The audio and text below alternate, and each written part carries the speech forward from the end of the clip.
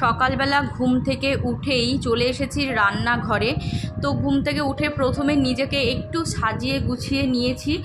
যদি আমরা নিজেরা একটুখানি পরিপাটি থাকি, নিজেদেরকে একটুখানি গুছিয়ে রাখি, তাহলে কিন্তু দেখবে মন মেজাজটা খুবই ভালো থাকে। তো দেখো মেয়ে স্কুলে বেরিয়ে গেছে, তো তারপরে হাজব্যান্ডের খাবারটা বানানোর জন্য সমস্ত কিছু রেডি করে নিয়েছিলাম। তো এর মধ্যে দিয়েছি একটা আপেল, একটা কলা, খেজুর, কিছুটা কাজু বাদাম, কিশমিশ, আমন্ড, ব্যাস আর সামান্য একটু ওটস। তো দুধ দিয়েই আর কি এটা বানিয়েছি। Good morning. এই যে হাজব্যান্ড এখন হচ্ছে টিফিন খাবে, তো চলো তোমাদেরকে গুড মর্নিং দিয়ে শুরু করছি। হাজব্যান্ড আজকে গুড মর্নিং দিয়ে শুরু করলো। হ্যাঁ, তো গুড মর্নিং সবাইকে। আশা করছি তোমরা সকলেই খুব ভালো আছো আর আমরাও বেশ ভালোই আছি। তো চলো আরও একটি নতুন ব্লগে তোমাদের সকলকে স্বাগত জানিয়ে আজকে দিনটি শুরু করছি। আর আশা রাখছি আমার আজকের ব্লগটিও তোমাদের বরাবরের মতোই ভালো লাগবে। তো ছোটো মেয়ে গেছে স্কুলে, ওর যেহেতু আজকে এক্সাম আছে, তো হাজব্যান্ডকে টিফিন তো করে খেতে দিয়ে দিলাম, ও তো স্মুদি খাই জানোই। আর আমরা খাবো হচ্ছে পায়েস দিয়ে মুড়ি। এই যে রাত্রেবেলা কালকে পায়েস বানিয়েছিলাম, তো সেই পায়েস এখনও কিছুটা আছে। তো আমি আর বড় মেয়ে আর কি এই পায়েস দিয়ে একটুখানি মুড়ি মাখা খেয়ে নেব, তাহলেই টিফিন হয়ে যাবে। অবশ্য বড় মেয়ে খেতে চাইছে না, সে এখন চানাচুর দিয়েও মুড়ি খেতে পারে, কারণ সব পায়েস টায়েস দিয়ে মুড়ি খেতে একটু কম পছন্দ করে আর কি, কিন্তু আমার আবার ভালো লাগে। তো ওই জন্য পায়েস দিয়ে মুড়ি আমি খেয়ে নেব টিফিন, আর দেখি ও কী খায়। তো তারপর চলো তোমাদের সাথে আবার পরে কথা বলছি। তো এই যে মিক্সার গ্রাইন্ডারটা এখন তুলে রেখে দিচ্ছি, যেহেতু স্মুদি বানাতে এটাকে আমাকে রোজ বের করতে হয় আর রোজ গুছিয়ে রাখতে হয়। মাঝে মাঝে ভাবি কি বলো তো, রান্নাঘরে ফিক্সড একদম রেখে দেব, কিন্তু ওই যে একবার একটুখানি ইউজ করার জন্য জায়গা ঘিরে থাকবে, সেটা একদমই ভালো লাগে না। যত দেখবে আমাদের গ্যাস টেবিলটা ফাঁকা ফাঁকা থাকবে, ততই যেন বেশি ভালো লাগে। ওই জন্য যখন স্মুদি করার প্রয়োজন হয় তখন বের করি, আবারও মানে ভিতরে রেখে দিই। তো আমাদের অলরেডি টিফিন খাওয়া হয়ে গেছে, আর দেখতেই পেলে মেয়ে কিন্তু পায়েস দিয়ে মুড়ি খায়নি, ও চানাচুর দিয়ে মুড়ি খেলো। পরে অবশ্য একটুখানি পায়েস খেয়েছে। আর দেখেছো তো রুমের কি অবস্থা, পুরো এখনও অগোছালো, মানে বিছানাপত্র কোনো কিছুই এখনও তুলিনি। তো এই যে বড় মেয়েকে বললাম যে হাজব্যান্ডকে ফলটা কেটে দিতে, তো ও ওই কাটাকুটি শুরু করেছে। আর আমি এদিকে এই যে চালের বস্তা নিয়ে আসা হয়েছে, সেটা এখন ড্রামের মধ্যে মানে ঢালবো আর কি। তো ওই জন্যই মেয়েকে বললাম তুই ফলটা কেটে দে। তো ফল কাটতে দেখবে, সবজি কাটতে অনেকখানি টাইম লেগে যায়, কেউ যদি একটুখানি হেল্প করে দেয় তাহলে বেশ সুবিধে হয়। আর এক দিন হয় দেখবে একদম কাজকর্মে মন লাগে না। তো কালকে অনেকখানি পরিশ্রমও করেছিলাম, রাত্রে আবার পায়েস রান্না করেছিলাম। তো কালকে না অনেক কিছু খাওয়া দাওয়া হয়েছে, একটু চিকেনও রান্না করেছিলাম। তো ওই জন্য আজকে আর খাওয়ার অতটা মানে তাল নেই আর কি। আর হাজব্যান্ড আজকে বলল যে ও ভাত খাবে না, তো মাঝে মধ্যেই ও ভাত খেতে চাইছে না, মানে একদম খাওয়ার সেই যে ওর রুচিটা সেটা চলে গেছে। অবশ্য এটাই লাস্ট দুটো কেমো থেকে এরকম হয়েছে জানো তো। তো ওই জন্য আর যেহেতু হাজব্যান্ড খাবে না, তো ওই জন্য আমাদেরও মানে রান্নাবান্না সেই নমনম করেই সারবো। দেখবে বাড়িতে পুরুষ মানুষ যদি না খায় তাহলে কিন্তু আমাদের অত কিছু লাগে না, মোটের উপর দিয়ে ওই মোটামুটি কিছু একটা করে নিলেই হয়ে যায়। যেহেতু আবার কালকে চিকেনও খেয়েছিলাম, তো ওই জন্য মেয়েকে বললাম তাহলে একটু মুসুর ডাল পাতলা করে আর আলু ভাজা আর হচ্ছে একটু ডিমের কারি বানাবো। তো এই খাবারটা মানে এই মেনুটা আর কি আমার দুই মেয়েরও ভীষণ পছন্দ, আমারও ভীষণ পছন্দ। আর এই যে দেখো ভিডিও হবে করে আমার বুড়ো আবার চুল ঠিক করছে। দেখি দেখি হাসি মুখটা একটু দেখাও। বাবারে বাবারে বাবারে বাবারে। আমাদের জীবনের পরিস্থিতি যেমনই হোক না কেন, আমি সবসময় চেষ্টা করি হাসি মুখে আমার সংসারের মানুষজনদেরকে ভালো রাখার, কারণ তারা হচ্ছে আমার কাছে অত্যন্ত প্রিয়। তাই তারা যদি ভালো থাকে তাহলে তাদের ভালো থাকাকে কেন্দ্র করেই কিন্তু আমারও ভালো থাকা হবে। তাই সবসময় চেষ্টা করি কি বলতো, হাসি মুখে সবাইকে রাখার আর নিজে হাসি খুশি থাকার। নিজের মনের যে কষ্ট সেটা একমাত্র ভগবানের কাছেই অশ্রু হয়ে ঝরে পড়ে, নয়তো সবসময় চেষ্টা করি হাসি মুখে সবার থেকে একটুখানি দূরে থাকার, মানে আলাদা যারা পারিপার্শ্বিক মানুষজন আছে। কারণ আমি যদি বিপদে না পড়তাম না, তাহলে হয়তো সবাইকে চিনতে পারতাম না। এই বিপদের সময়ে কিন্তু কে আপন, কে পর, কে শুভাকাঙ্ক্ষী, কে আমার খারাপ চায়, এগুলো কিন্তু খুব ভালোভাবেই বোঝা যায়। কারণ কি বলতো, এই যে আমার পরিস্থিতির মধ্যে আমি যে আছি, এখানে থেকেও কিন্তু আমি সবসময় দেখবে হাসি খুশি থাকারই চেষ্টা করি, কারণ আমাকে ভালো কেউ কিন্তু রাখবে না। তোমাকে সবাই ভেঙে মুচড়ে দিয়ে যাবে, কিন্তু তুমি যদি একটুখানি হাসি মুখে থাকো না, তাহলে অন্যরা সেই তোমার হাসিটা দেখে কিন্তু তাদের মন খারাপের কারণ হয়ে উঠবে। তো অক্লান্ত পরিশ্রম আর ভালোবাসা দিয়েই আমি আমার সংসারটাকে সব সময় গুছিয়ে রাখার চেষ্টা করি। তাই এইটুকু বজায় রাখার দায়িত্ব কিন্তু আমার, তাই আমারও আমি চেষ্টা করব আমার সবটুকু দিয়ে আমার সংসারটাকে আগলে রাখার এবং সংসারের মানুষজনদেরকে ভালো রাখার। তাই সবসময় হাজব্যান্ডের সাথে একটুখানি ছেলে মানুষে একটুখানি খুনসুটি করতে থাকি, যাতে কোথাও হলেও ওকে একটুখানি ভালো রাখতে পারি। তোমাদের মধ্যেই একজন তাপস পাল নামে প্রোফাইল নেম দেখলাম, হয়তো ওনার হাজব্যান্ডেরই নাম হবে ওটা। তো তুমি আমাকে জিজ্ঞেস করেছো যে তোমার বরের ক্যান্সার হয়েছে, সে কি আর আগের জীবনে ফিরতে পারবে? তো দেখো বোন বা দিদি যাই হও না কেন, তোমাকে একটা কথাই বলবো যে আমাদের সবার জীবনে একটা আলাদা আলাদা লড়াই থাকে। সবাইকে নিজের লড়াই নিজেকে একাই লড়তে হয়, অন্য কেউ আমাদের হয়ে আমাদের এই লড়াইটা লড়তে কিন্তু পারে না। কিন্তু কেউ যদি পাশে থেকে শুধুমাত্র একটুখানি বলে যে আমি তো তোমার পাশে আছি, একদম ভয় করো না, চিন্তা করো না, এটা যে একটা কত বড় শক্তি ভেতর থেকে সে অনুভব করবে, সেটা তোমাকে আমি ভাষায় বোঝাতে পারবো না। তাই সবসময় আমি তোমাকে বলবো তোমার তরফ থেকে যতটা পারো মানসিক দিক দিয়ে তোমার হাজব্যান্ডের পাশে থেকো, তার সেবা শুশ্রূষা করো আর ঈশ্বরে বিশ্বাস রাখো। হয়তো কি বলো তো, মেডিকেল সায়েন্স অনেক সময় অন্য কথা বলে, কিন্তু মেডিকেল সায়েন্সের উপরেও কিন্তু একজন আছেন, এটা কখনোই ভুলে যেও না। তেনার একটা ইশারাতে কিন্তু সব কিছু পাল্টে যেতে পারে, এক মুহূর্তও লাগে না মানে খারাপ থেকে ভালো থাকতে আর ভালো থেকে খারাপে যেতে। তাই সব সময় ওই ঈশ্বরের প্রতি বিশ্বাস রাখো আর তুমি তোমার কর্তব্য করে যাও, দেখবে হয়তো নিশ্চয়ই কোনো না কোনো দিন দেখবে ভালো হবে, তুমি যে অবস্থায় থাকবে তার থেকে অন্তত ভালো হবে আর কি। তো যাই হোক, জানি না আমি কি বললাম, কারণ আমিও এই পরিস্থিতির মধ্যে দিয়ে যাচ্ছি। আমারও দুটো সন্তান খুবই ছোট এখন। আমি কিন্তু মানসিকভাবে প্রচণ্ডভাবেই দৃঢ় থাকি, কেউ আমাকে ভাঙতে পারে না। আর জানি না এই শক্তি আমি কোথা থেকে পাই, হয়তো ঈশ্বর আমার সাথে আছেন আর ওনার প্রতি আমার অগাধ বিশ্বাস আমার এই মানসিক শক্তিকে বজায় রেখেছে। তো তোমাকেও আমি একই কথা বলবো, ঈশ্বরে বিশ্বাস কখনো হারিও না। উনি কিন্তু পরীক্ষা করার জন্য আমাদেরকে অনেক অনেক বিপদের সম্মুখীন করেন, কিন্তু উনিই আবার দেখবে উদ্ধার করবেন। তো যাই হোক, ভালো থেকো বোন হাজব্যান্ডকে নিয়ে, আর তোমার হাজব্যান্ডেরও দ্রুত সুস্থতা কামনা করি ঈশ্বরের কাছে।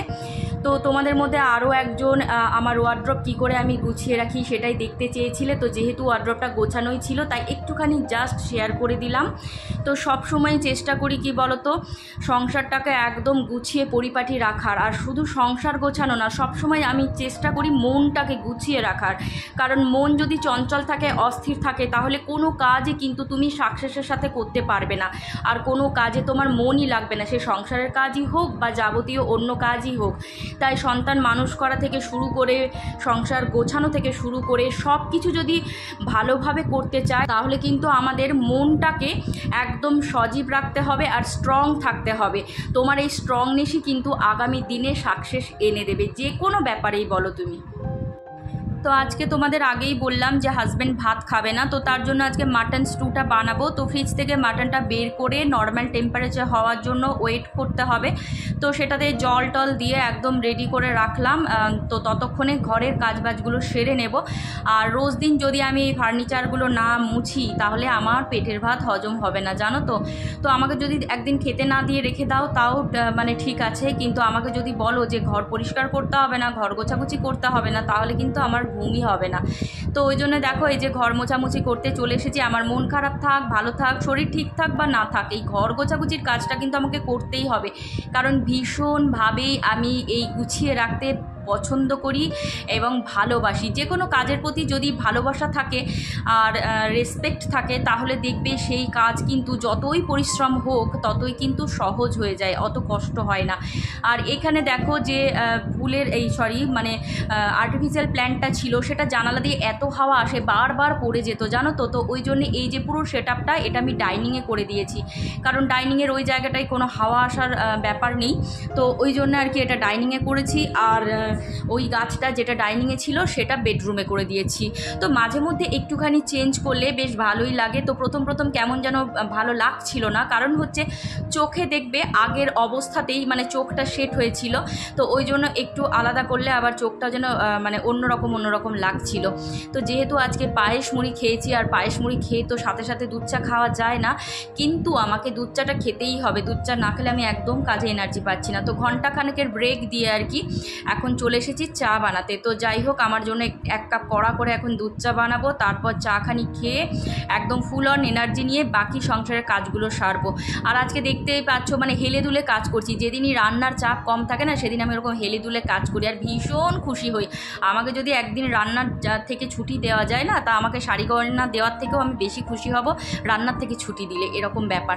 তো দেখতেই পাচ্ছ এই যে হাজব্যান্ডের মাটন স্টুটার মধ্যে দিয়েছি পেঁপে, গাজর, বিনস, সয়াবিন কিছুটা, আর দিয়েছি নানা রকমের ডাল, যত রকমের ডাল হয় সব, মসুর ডাল, রাজমা, তারপর হচ্ছে বরবটি, তারপর মানে ছোলা মটর, যত যা পেয়েছি দিই, মানে প্রচণ্ড হাই প্রোটিন খাবার এটা। তো ওটাই আজকে ও খাবে, ভাত খাবে না। আর আমাদের জন্য দেখতেই পাচ্ছ আলু ভেজে নিয়েছি, ডালটাও অলরেডি সেদ্ধ করা হয়ে গেছে। এখন এই যে ডিমটা সেদ্ধ বসিয়ে দিয়ে আবার বাড়ির গোছগাছের কাজের দিকে যাব। তো চলো সেই সাথে তোমাদের কিছু কমেন্টের আমি রিপ্লাই করি। তো দিবাকর নামে একজন জলপাইগুড়ির থেকে আমাকে কমেন্ট করেছো যে তুমি আমার জলপাইগুড়ি থেকে ভিডিও দেখছো, তোমার নামটা নেওয়ার জন্য বলেছো। তো তোমার নাম নিলাম। আর মনে হয় তুমি তোমার হাজব্যান্ডের প্রোফাইল থেকে ভিডিও দেখো, তো তোমার নামটা কি অবশ্যই জানিও বন্ধু। তো এবার আসি রিঙ্কি মাহাতোর কথায়। তো যেহেতু প্রোফাইলটা রিঙ্কি মাহাতো, তাই আমি রিঙ্কি মাহাতো বলেই বলছি, কিন্তু তোমার নাম আমার যতদূর মনে পড়ছে তুমি বলেছিলে চৈতালি। তো তুমি লিখেছো তোমার ছেলের রহরা রামকৃষ্ণ মিশনে পড়ে। তো লেখাটা পড়ার পরেই আমি ভীষণ খুশি হয়েছি যে তুমি এত কাছে আমার এখানে আসো। ছেলে হোস্টেলে থাকে, এই স্কুলে মানে মিশনে পড়ে, তার মানে তুমি নিশ্চয়ই মাঝে মধ্যে আসো। আবার তুমি লিখেওছো যে আমি তোমার সাথে কি দেখা করব? অবশ্যই দেখা করব, কেন দেখা করব না। তোমার যদি মনে হয় যে আমার সাথে দেখা করলে তুমি একটুখানি শান্তি পাবে, তোমার ভালো লাগবে, এই ভালোবাসা বঞ্চিত করার ক্ষমতা বা দুঃসাধ্য আমার নেই, তো তোমার সাথে অবশ্যই দেখা করব। তুমি এবার যখনই আসবে আমার সাথে কন্ট্যাক্ট করে নিও, তো তোমার সাথে আমি অবশ্যই দেখা করব। আমার বাড়ি আসার জন্য তোমাকে আমন্ত্রণ জানালাম। আর তুমি আমার খুবই কাছে আসবে যখনই আসবে, কারণ রহরা রামকৃষ্ণ মিশনটা আমার বাড়ি থেকে এমন কিছু দূর না, ওই হেঁটে 10-15 মিনিট মতো হাঁটা পথে আর কি। যেহেতু আমি স্টেশনের এপারে থাকি আর মিশনটা স্টেশনের ওপারে, একটা সময় আমি বড় মেয়েকে নিয়ে 2 বছর ধরে ওখানেই ঘোরাঘুরি করতাম। মানে বড় মেয়ে ওখানে টিউশন পড়তো আর কি, এইচএস অবধি, 11-12 পুরো ওই পাড়াতেই পড়তে নিয়ে যেতাম। তো তুমি যখন রহরা রামকৃষ্ণ মিশন বলেছো না, আমার কোথাও যেন এতটা ভালো লেগেছে যে কি ভাষায় বলবো তোমাকে আমি। ঘর গোছাগুছির কাজগুলো কমপ্লিট করে চলে এসেছি আবারও রান্নাঘরে। আর এখন এই যে শুকনো লঙ্কার পেঁয়াজ দিয়ে মুসুর ডালটা ফোড়ন দেব। তো শুকনো লঙ্কার পেঁয়াজ ফোড়ন দিয়ে মুসুর ডাল খেতে আমার ভীষণ ভালো লাগে। অন্য যতই পাঁচফোড়ন বলো বা গোটা জিরে বলো, পেঁয়াজের ফোড়ন দিলে কিন্তু বেশি খেতে ভালো লাগে, টেস্টটা বেশি ভালো লাগে। তো যাই হোক, এদিকে আলু ভাজাও কমপ্লিট হয়ে গেছে, আর ডালটা এখন ফোড়ন দিয়ে নিলাম। ডিমের কারিটা খালি বানাবো, তাহলেই হয়ে যাবে। আর এদিকে হাজব্যান্ডের মাটন স্টুও কিন্তু হয়ে গেছে। তো জাস্ট উপর থেকে একটুখানি বাটার দিয়ে নিচ্ছি, তাহলেই হয়ে গেল। আর এখন এই যে ভাতও কিন্তু আমার কমপ্লিট রান্না করা হয়ে গেছে। তো আমারই মতো ঝুমাদি আর আনিজিৎ বলে তোমরা দুজনেই আমাকে কমেন্ট করেছো যে তোমাদেরও আমার মতো রান্না করতে ভালো লাগে না। তো কি বলো তো, সবাই সব কাজ কিন্তু ভালোবেসে করবে, ভালো লেগে করবে, তার কিন্তু কোনো মানে নেই, তাই না? সমস্ত কাজ যখন আমরা একা হাতে সামলাই, তখন কোনো একটা কাজ থেকে দেখবে মনে হয় একটুখানি যদি রেহাই পাওয়া যেত তাহলে বেশ ভালো হতো। তবে কিন্তু আমাদের যে ভালো লাগে না বললে তো আর চলবে না, এগুলো দায়িত্ব কর্তব্য। তাই আমাদের কিন্তু ভালো লাগুক বা না লাগুক, আমাদের মতো হাউসওয়াইফদের সব কাজটাই কিন্তু সমানভাবেই করতে হয়। হয়তো সেটা কোনো কাজটা আমরা ভালোবেসে করি, কোনোটা ভালো না বেসেও বাধ্যতামূলকভাবে করি, তাই না?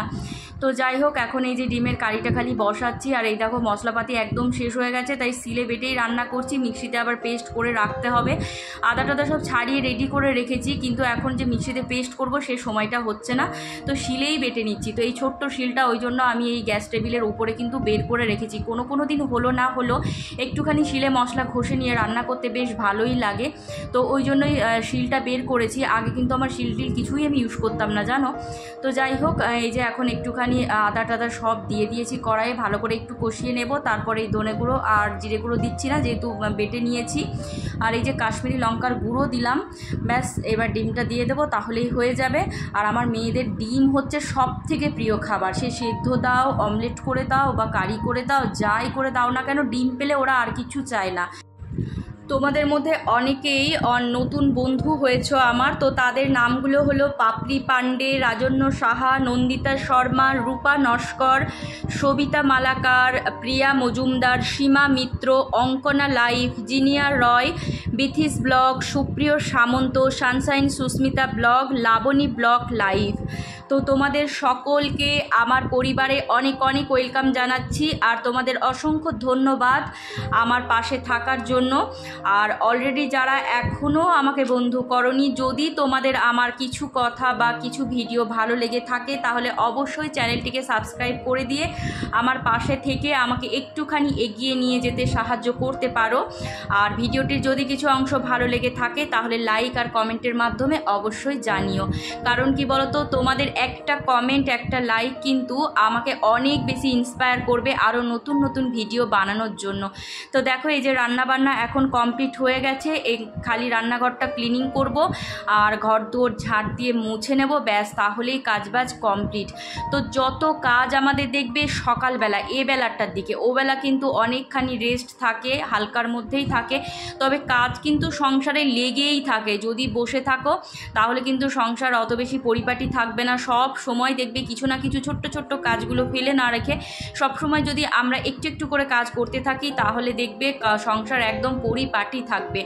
আর আজকে দেখো রান্নার যেহেতু একটু ঝামেলা কম ছিল, তার জন্য এই যে ক্যাবিনেটগুলো দেখছো সেগুলো কিন্তু মুছে নিচ্ছি। যত বেশি ঘরে জিনিসপত্র থাকবে তত বেশি পরিশ্রম করতে হবে, পরিশ্রম ছাড়া কিছুই পাওয়া যায় না, সে ইউটিউবের কাজই বলো আর সংসারের কাজই বলো। এই যে আমার সংসারটা এত সুন্দর, তোমরা কমেন্ট করো যে খুব সুন্দর সাজিয়ে রাখি, গুছিয়ে রাখি, তার পিছনে কিন্তু কি আছে বলো তো? পরিশ্রম। পরিশ্রম যদি আমি না দিই তাহলে আমার সংসার কিন্তু এত পরিপাটি কখনোই থাকতো না। তো এই যে দেখো, আজকে যেহেতু বৃহস্পতিবার তাই একটুখানি আলপনা দিয়ে পুজো পর্বও সেরে ফেলেছি। আর এখানে দেখো ঘট পাতা, পুজো দেওয়া সব কিছু থাকে বৃহস্পতিবারে, কিন্তু পুজো করতে অনেকখানি সময়ও লাগে। তো চলো আজকের মতো বিদায় চেয়ে নিচ্ছি, দেখা হবে আবারও নতুন কোনো ভিডিওর সাথে। তোমরা সকলেই খুব ভালো থেকো, সুস্থ থেকো আর অনেক অনেক অনেক আনন্দে থেকো। তো চলো, টাটা।